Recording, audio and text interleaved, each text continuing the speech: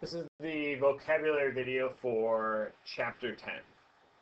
This first section here is dealing with exponential things. In this first one we have a function, second one an equation, and the third one an inequality. So I'm going to go ahead and highlight those right away. I'm going to go through each of these looking for keywords to understand what they mean, and then we're going to go back, uncover the words, and look at an example of each of them. So this first thing I did was found a keyword, function, equation, and inequality in each of these definitions. Now I'm going to keep going with the first one. Of the form y equals a times b to the x, where a is not 0, b is positive, and b is not equal to 1. So the main thing that you should be looking for here is that x is your variable, and it's in the exponent, because it's b to the x power. So it's in the exponent. Let's look at the second definition. An equation in which variables occur as exponents. Same idea here. Variables in your exponent. And finally, an inequality in which the variables occur as exponents. So what we're looking at here for this first one, a function with exponents is going to be an exponential function. An equation with variables as exponents is going to be an exponential equation, and an inequality with variables as exponents is going to be an exponential inequality. Look at a few examples here. An exponential function might look something like y equals 2 times 3 to the x. For our a value, it was not equal to 0. And for our b value, this 3 here, 3 is positive and 3 is not equal to 1, so that would be a valid exponential function. Exponential equation is where you have one or more exponential functions, exponential terms in your equation. So here in this one we happen to have 2. And the same thing with an inequality, except instead of an equal sign we have a greater than sign in this particular example. And on your sheets, you can write these in. If you choose to write in the examples, they might help you understand what the topic is about. On this next page, first definition talks about exponential growth, and the next two are about percent increase. So this first one here, exponential growth occurs when a quantity increases exponentially over time. Well, this one actually has the definition of the word right in it, or the word itself in its definition, but quantity increasing exponentially over time is referring to exponential growth.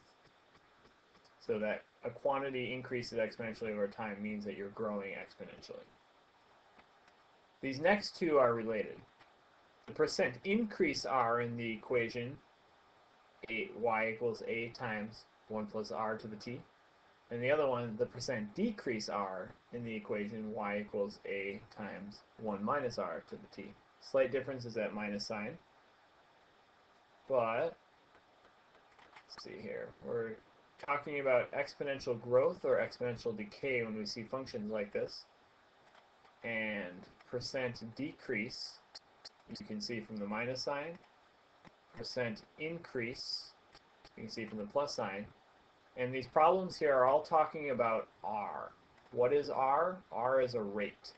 So it's the rate of exponential growth, or rate of growth, and the rate of decay. If you're decreasing, you're decaying. If you're increasing, you're growing. So the rate is going to be r when you look at this function. An example of exponential growth is in population. When you have many people multiplying and then those people all multiply, you end up with an explosion, an exponential growth of population. The rate of growth is the percent increase. So let's say you have a bank account that has compounding interest. You have 4% interest that compounds once every month, let's say. That would be a rate of growth. That 4% is the rate of growth. And then same idea with rate of decay. Let's say you have caffeine in your body and it's breaking down, 15% of it breaks down per hour. It slowly decays over time. Next page here, we're looking at things related to mainly logarithms. So something in the function x equals b to the y is called the logarithm, base b of x, usually written y equals log base b of x. In red, same way, y equals log base b of x. That is a logarithm. I'm going to highlight some key things here. Written log base b to the x like that. Y is called the logarithm. That's the exponent here. It becomes the answer, the solution to this logarithm that we just set up. And whenever you read y equals log base b of x, you know you're looking at a logarithm. Quick example, you're probably familiar with these. We just call them logs usually. Log base 3 of 9. Next example, logarithms that use 10 as the base. That would look something like this, log base 10 of some number or some variable. And we call that a common logarithm.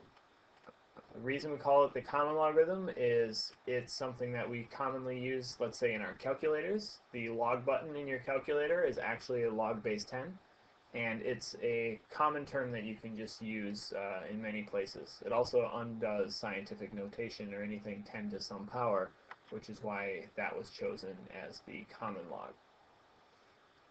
An equation that contains one or more logarithms, we have a function that contains one or more logarithms, and an inequality that contains one or more logarithms. So whenever you see these key terms, that's going to make your job a little bit easier to identify what we're working with. We have equation, function, and inequality, and the key word here, logarithms, logarithms, logarithms. So, first one, logarithmic equation. Next one, logarithmic function. Third one, logarithmic inequality. Examples of these, logarithmic equation would be something with one or more logarithms. Here, this equation happens to have 3 different logarithms in it. Log base 7 of 3, log base 7 of x is equal to log base 7 of 22. A function that contains one or more logarithms would be something like f of x equals a logarithm or a logarithm plus another logarithm. And then finally, an inequality is just like an equation, except we're going to have a greater than or less than, or greater than or equal to, less than or equal to sign. So in this case, it's greater than sign. Last word on the page here. For all positive numbers, a, b, and n, where a is not equal to 1 and b is not equal to 1, so these are all just conditions on what our variables are, log base a of n is equal to logs with common bases n over a. And I'll show you this more visually here. What we're really doing is we're saying if it's the log of u, we're going to take the log of u up on top. And if the base was b, we're going to take the base of b on the bottom. And this formula that allows you to take one logarithm and turn it into 2 on top of each other with the same base is called the change of base formula. The place that this is most useful is when we are computing logarithms in our calculators. So for example, you can't type in log base 7 of 3 into your calculator, but you could type in log of 3 divided by log of 7. So whenever you have this function here, I'll go ahead and highlight it in the writing just so you can see that again. We have log base something, so in this case base a. That base became the main term out in the denominator of this log. And our main term became the main term on top. And then we have a common base in between these two. So that's the change of base formula. Last page we have, start with e. E is just a constant. It's the number 2.718 and it goes on forever. It's an irrational number that shows up all over math. We call that the natural number. Now e is going to come up in each of these terms, so if you see anything to do with e, you're going to be thinking natural, either a natural logarithm or a natural equation of some sort. So we have an exponential function with the base e, so e to the x here, logarithm with base e, written natural log of x, and logarithmic function with base e, natural log of x. We see exponential function here that's going to tip us off to the fact that this is a natural base exponential function because it's that e, that natural number. Logarithm with that base is clearly going to be something to do with logarithms, and in this case just the natural log. ln of x is natural log. I think in French it's log naturel. They switch the ordering. I'm sure they have a better pronunciation than I do. And finally, a logarithmic function with that base. We're looking at a logarithmic function, and that's going to be the natural logarithmic function, because that base e is going to give us that natural again. Quick examples: exponential function with that base, y equals some constant times e to some exponent. Logarithms with base e, simply ln of 7, or any natural log, just ln of something. Could be a variable or a constant. Logarithmic function, you're going to have f of x, or y, equal to natural log of something. In this case, it's a constant and a variable. And that's it.